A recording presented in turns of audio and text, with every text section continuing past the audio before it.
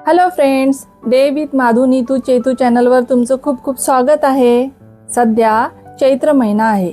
या महिन्यात गौरी जशी आपल्या माहेरी येते तसेच आम्ही बहिणी माहेरी येऊन चैत्र गौरीची पूजा हळद कुंकू करायचे ठरवले.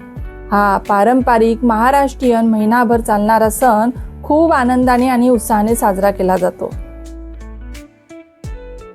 सजावट करण्यासाठी आम्ही 2 तांब्यांना एकावर एक ठेवून त्यावर नारळ आणि नारळाला देवीचा मुखवटा लावला.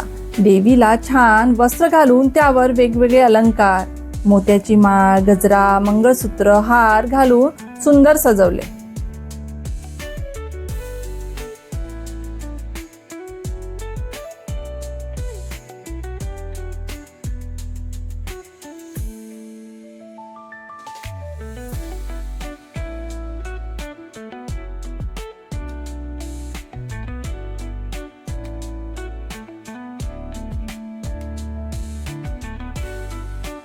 देवीच्या ओटीमध्ये सौभाग्य अलंकार, साडी, खण, नारळ, हिरव्या बांगड्या, हळद कुंकू, गजरा, तांदूळ, खारीक, खोबरं हे सगळं ठेवलं होतं.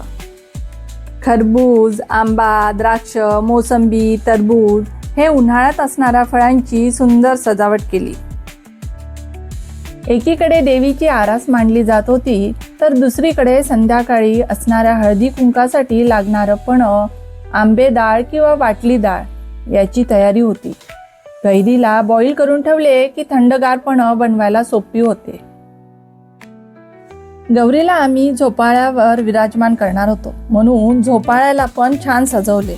जर झोपाळा नसेल तर तांदळावर, हत्तीवर गौरीला विराजमान करू शकता. आईचा उत्साह आमच्यापेक्षा नेहमीच जास्त. चैत्र गौरीचे हळदी कुंकू करणार म्हटल्यावर तिने आदल्या दिवशीच लाडू, चिवडा, चकली, इन्स्टंट अनारसे बनवले.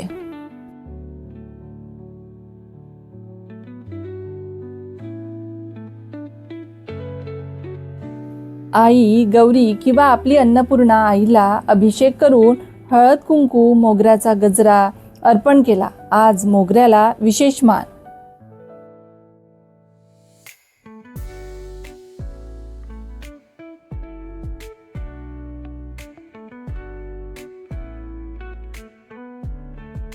तुम्हाला आमचे व्हिडिओ कसे वाटतात कमेंट्स करून कळवा आणि आवडीने लगेच लाईक, शेअर, सबस्क्राईब करा.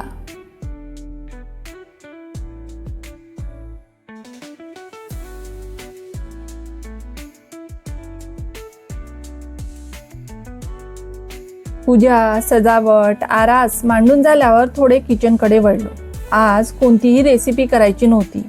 करायचे होते ते हळदी कुंकूसाठी पणे, कैरीची डाळ. सकाळीच चणे, हरभरे भिजत घातले होते ओटी भरण्यासाठी आणि कैरीची डाळ करण्यासाठी चना डाळ. भिजलेल्या चना डाळीत मीठ, हिरवी मिरची घालून जाडसर बारीक करून घेतले. बाउलमध्ये काढून किसलेली कैरी मिक्स केली.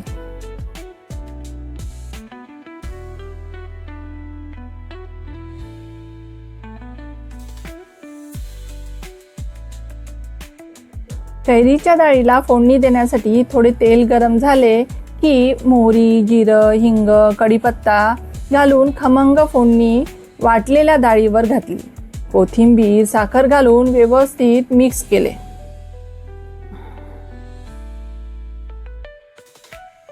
उन्हाळा असल्यामुळे डाळीला आंबटपणा येण्याची शक्यता असते म्हणूनच कैरीची डाळ बनवून फ्रीजमध्ये ठेवून द्यायची.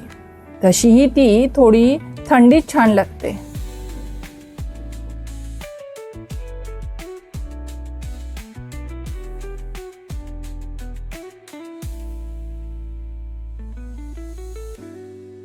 आम्ही चैत्र गौरीचे हळदी कुंकू पहिलेच ठरविले असले तरी तयारी वेळेवर केली.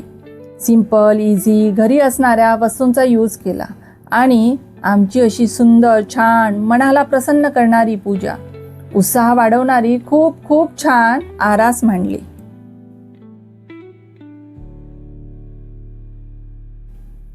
देवीची आरास नैवेद्य तयार आहे. आम्ही छान नटून थटून तयार झालो आणि मैत्रिणी यायला सुरुवात झाली. हा स्त्रियांचा सण. आम्ही छान नटून थटून तयार होतोच. मैत्रिणी पण भारी तयार होऊन आल्या.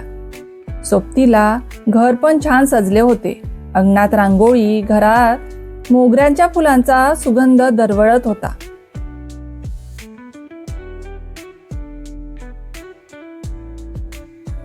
मैत्रिणींना हळद कुंकू, साखर खोबरं आणि ड्रायफ्रुट्सचा प्रसाद दिला आणि सोबतीला सुगंधित मोगऱ्याचा गजरा देऊन स्वागत केले. बायका म्हटले की बडबड असणारच. त्यात तुझी साडी किती छान, तुला नथ किती शोभून दिसते, बांगड्या किती सुंदर आहे, तू किती स्लिम झाली. एकमेकींचे कौतुक करायला सुरू झाले.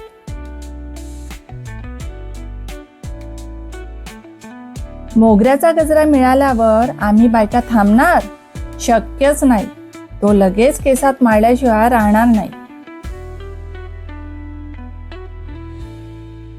सगळ्यांची भिजलेल्या चण्याने, हरभऱ्याने ओटी भरली. ओटी थोडी जास्तच दिली की दुसऱ्या दिवशी हरभऱ्याची उसळ केली की नाश्ता होतो. आम्ही मैत्रिणी खूप दिवसांनी भेटल्यामुळे खूप गप्पा गोष्टी झाल्या. त्यात कढीची डाळ, थंडगार पन्ह आणि हलका फुलका नाश्ता झाला.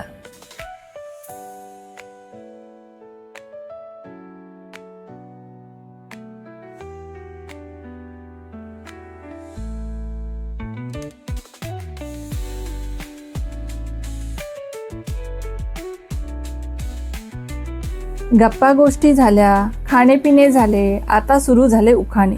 कोणालाही नीट आठवत नव्हते, पण सगळ्यांनी प्रयत्न केले.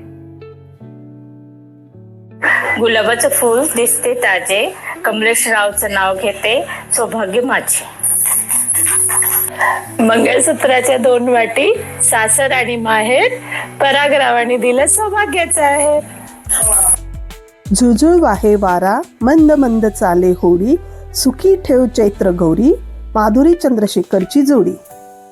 घातले मंगळसूत्र, लावले कुंकू आणि नेसले मी साडी, लोक म्हणतात शोभून दिसते नीता मनीषरावांची जोडी. यानंतर भोंडला सुद्धा आम्ही मैत्रिणी मिळून खेळलो. खूप आनंदी वातावरण होते. या निमित्ताने आपल्या मैत्रिणी घरी येतात, भेट होते. या सगळ्या गोष्टीमुळे एकत्रित होऊन आपले सण साजरे करण्याची परंपरा चालू राहते. सर्वांना हळदी कुंकाला येऊन खूप बरे वाटले. मन प्रसन्न, आनंदी झाले.